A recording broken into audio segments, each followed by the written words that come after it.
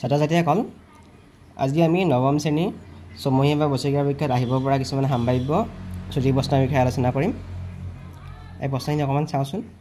প্ৰথম প্ৰশ্নটো সুধিছে এটা আয়তৰ কালি a square minus b square ইয়াৰ দিশ a প্লাছ b হ'লে ইয়াৰ প্ৰস্থ হ'ব। ইয়াত কোনটো অপশ্যন শুদ্ধ হ'ব সেইটো সুধিছে। আমি জানো যে আয়তৰ কালি সমান দিশ পূৰণ প্ৰস্থ। দিশ আৰু প্ৰস্থ পূৰণ কৰিলে আমি কালি পাম। ইয়াত কালি দিয়া আছে a square minus b square আৰু দিশ দিয়া আছে a প্লাছ b। গতিকে আমি যদি দিশটোৱে কালিক হৰণ কৰোঁ তেতিয়া আমি প্ৰস্থ পাম। আমি জানো যে a square minus b square মানে a plus b into a minus b আৰু তলত আছে তলত দিশ দিয়া আছে a প্লাছ b। গতিকে আমি a প্লাছ b আৰু a প্লাছ b কাটি দিলোঁ, থাকিলেগৈ a মাইনাছ b। গতিকে আয়তৰ প্ৰস্থ হ'ব এইটো a মাইনাছ b। 2 নম্বৰ প্ৰশ্ন কাষৰ চিত্ৰত ab সমান্তৰাল de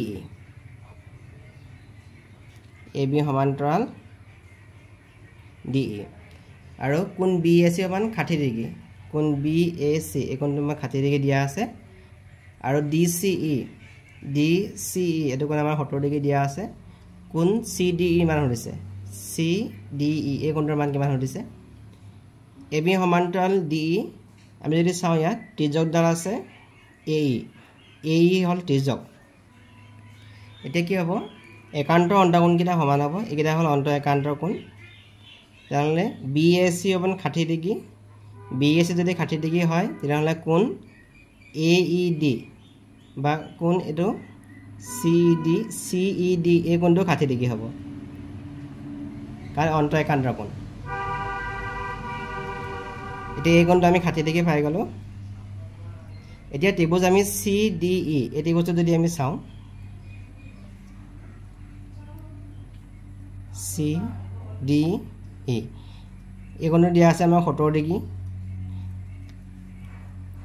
DC এই কোণটো 70 ডিগ্ৰী দিয়া আছে আৰু এই কোণটো আমি পালোঁ 60 ডিগ্ৰী। CED এই কোণটো পালোঁ আমি 60 ডিগ্ৰী। আমাক লাগে এই কোণটো। আমি জানো যে ত্ৰিভুজৰ তিনিটা কোণৰ যোগফল 180 ডিগ্ৰী। গতিকে কোণ CDE এই কোণটোৰ মান হ'ব আমি 180 ডিগ্ৰীৰ পৰা এই দুটা কোণৰ যোগফল আমি বিয়োগ কৰিম। 70 ডিগ্ৰী আৰু 60 ডিগ্ৰী যোগ কৰিলে হ'ব 130 ডিগ্ৰী। তাৰমানে 180 degree minus 130 degree equal to 50 degree. কোণ CDE এই কোণটোৰ মান হ'ব 50 ডিগ্ৰী। গতিকে শুদ্ধ উত্তৰটো হ'ব অপশ্যন বি। 3 নম্বৰ প্ৰশ্নটো সুধিছে এডাল ৰেখাৰ ওপৰত এডাল ৰশ্মি থিয়কাই ৰাখিলে সৃষ্টি হোৱা সন্নিহিত কোণ দুটাৰ সমষ্টি। এডাল ৰেখা ইয়াৰ পৰা এডাল ৰশ্মি আমি থিয়কাই ৰাখিছোঁ। এই দুটা কোণৰ যোগফল হ'ব 180 ডিগ্ৰী হ'ব। বিটো ইয়াৰ শুদ্ধ উত্তৰ। 4 নম্বৰ প্ৰশ্ন সুধিছে এটা চতুৰ্ভুজৰ আটাইকেইটা বাহু সমান আৰু প্ৰতিটো কোণৰ মান 90 ডিগ্ৰী হ'লে তেন্তে ই হ'ব চিলা বৰ্গ আয়ত ট্ৰেপিজিয়াম। আটাইকেইটা বাহু যদি সমান হয় আৰু আটাইকেইটা কোণ যদি 90 ডিগ্ৰী হয় তেতিয়াহ'লে এই ছবিটো এটা বৰ্গ হ'ব। বিটো ইয়াৰ শুদ্ধ উত্তৰ। তলৰ কোনটো সমীকৰণৰ লেখ x অক্ষৰ সমান্তৰাল। অপশ্যন দিয়া আছে 3x + 5 = 0, 3x + 2y = 5, 3x + 2y - 5 = 0, 3x + 2y = 5। আমি যদি C নম্বৰ সমীকৰণটো চাওঁ ইয়াত x স্থানাংক 0, তাৰমানে x স্থানাংক ইয়াত নাই। xৰ যিকোনো মানৰ বাবে ইয়াত y স্থানাংক হ'ব 5/2 হ'ব। আমি যদি এইটো সমাধান কৰোঁ y = 5/2 হ'ব। তাৰমানে xৰ যিকোনো মানৰ বাবে y মানটো 5/2 হ'ব আৰু এই সমীকৰণৰ লেখটো x অক্ষৰ সমান্তৰাল হ'ব। চিটো ইয়াৰ শুদ্ধ উত্তৰ। 3 নম্বৰ প্ৰশ্ন 3x + 2 আৰু 3x + 1ৰ পূৰণফল হ'ব। আমি জানো যে x + a আৰু x + b পূৰণফলটো হ'ব x² + a + b * x + ab। ইয়াৰ পূৰণফলটো হ'ব x² + a + b * x + ab। এতিয়া আমাক কৈছে 3x + 2 আৰু 3x + 1। গতিকে ইয়াৰ মানটো হ'ব 3x² + ইয়াত a মানে 2 হ'ব আৰু b মানে হ'ব 1 হ'ব 2 + 1 * 3x + ab মানে হ'ল 2 * 1 3x ৰ হোল স্কয়াৰ কৰিলে হ'ব 9x স্কয়াৰ 2 লগত 1 কৰিলে 3 হ'ব 3 লগত 3 * পূৰণ কৰিলে 9x হ'ব প্লাস 2 1 2 মানে 9x square plus 9x plus 2 এতিয়া দিনৰ দিয়া শুদ্ধ উত্তৰ হ'ব 9x square plus 9x plus 2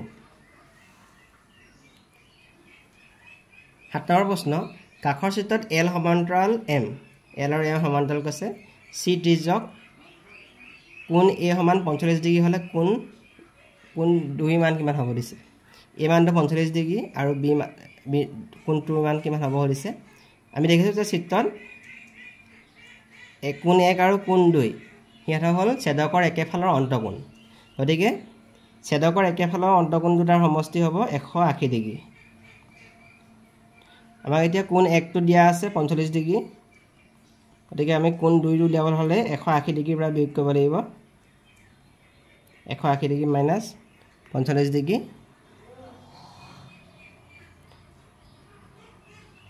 135 degree গতিকে শুদ্ধ উত্তৰ হ'ব অপচন ডি 18 বছৰে কৈছে x² - y² / 100 ৰ উৎপাদক বিশ্লেষণ কৰিলে হ'ব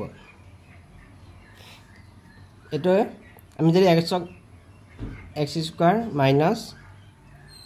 y/10 হোল স্কয়াৰ আমি লিখিব পাৰো মানে a² - b² a² - b² মতে হ'ব a + b * a - b গতিকে যদি আমি a² - b² কৰো তাৰ মানটো হ'ব a + b * a - b গতিকে এটো কৰিলে হ'ব ইয়াত a মানে আমি ধৰিম x আৰু b মানে ধৰিম y/10 তাৰ মানে হ'ব a + b তাৰ মানে x + y/10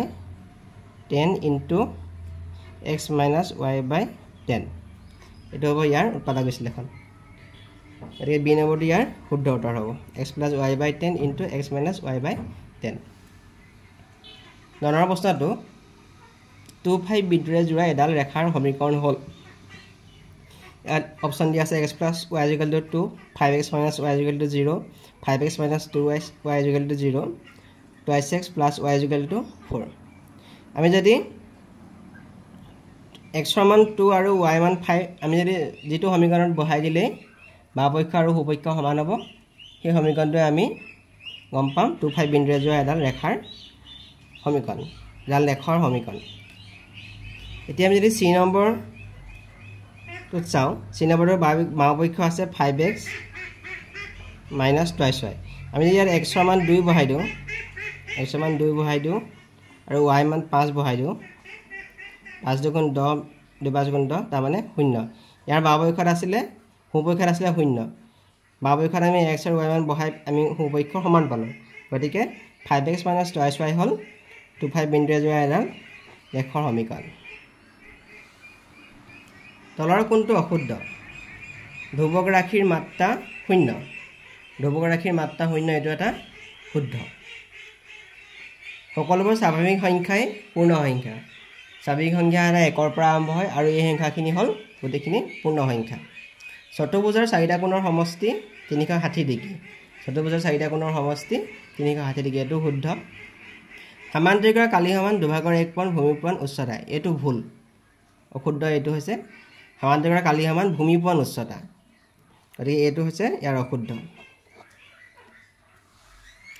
তলৰ কোণটো সংখ্যা অপৰিমেয় সংখ্যা √225 বি নম্বৰটো দিয়া আছে সি নম্বৰটো √23 আমি যদি এ নম্বৰটো চাও 225 টো হৈ গল 15 বৰ্গ 15 দুটা গুণ কৰিলে আমি 225 পাম গতিকে 225 ৰ বৰ্গমূল হৈ গল 15 এটো এটা পৰিমেয় সংখ্যা বি নম্বৰটো চাও আমি 0.3796 ইয়াৰ দশমিক বিস্তৃতি পৰিসমাপ্ত যিবোৰ সংখ্যা দশমিক বিস্তৃতি পৰিসমাপ্ত এই পক্ষই আমাৰ পৰিমেয় সংখ্যা ডি নম্বৰটো চাও আমি 7.478 এটো পূৰ্ণপনী সংখ্যা 478 এটো ৰিপিট হৈছে পূৰ্ণপনী সংখ্যাবোৰ আমাৰ পৰিমেয় সংখ্যা আমি যদি সি নম্বৰটো চাও √23 এটো হলে এটা অপৰিমেয় সংখ্যা y = 3x + 5 সমীকৰণটোৰ এটা অদ্বিতীয় সমাধান আছে মাত্ৰ দুটা সমাধান আছে অসীম সংখ্যক সমাধান আছে কোনো সমাধান নাই আমি দেখিছোঁ যে এইটো এটা দুটা চলকযুক্ত ৰৈখিক সমীকৰণ দুটা চলকযুক্ত ৰৈখিক সমীকৰণ এটাৰ অসীম সংখ্যক সমাধান থাকে গতিকে চি নম্বৰটো ইয়াৰ শুদ্ধ উত্তৰ কাখৰ চিত্ৰত কোন এ সমান 60 ডিগ্ৰী কোন বি সমান 80 ডিগ্ৰী বি আৰু কোন চি সমদ্বিখণ্ডক দুডাল ও বিন্দুত লগ লাগিছে কোন বি আৰু কোন চি সমদ্বিখণ্ডক তাৰমানে ও বি এ কোন বি টোক সমানে দুভাগ কৰিছে আৰু ও চি ও কোন চি টোক সমানে দুভাগ কৰিছে আৰু ইহঁতে ও বিন্দুত লগ লাগিছে কোন বি ও চি মান এই কোণটোৰ মান কিমান সুধিছে আমাক এটা কি হ'ব আমাৰ ইয়াত ত্ৰিভুজটোত দুটা কোণ দিয়া আছে এবিসি ত্ৰিভুজটোত এটা আছে 60 ডিগ্ৰী আৰু এটা আছে 80 ডিগ্ৰী তেনে কোন চি টোৰ মান হ'ব ত্ৰিভুজৰ তিনিটা কোণৰ যোগফল 180 ডিগ্ৰী গতিকে কোন চি মান হ'ব 180 ডিগ্ৰীৰ পৰা আমি 60 আৰু 80 যোগফলক বিয়োগ কৰিব লাগিব 60 আৰু 80 যোগ কৰিলে কম আমি পাম 140 তাৰমানে কোন চি মানটো হ'ল 40 ডিগ্ৰী এতিয়া কৈছে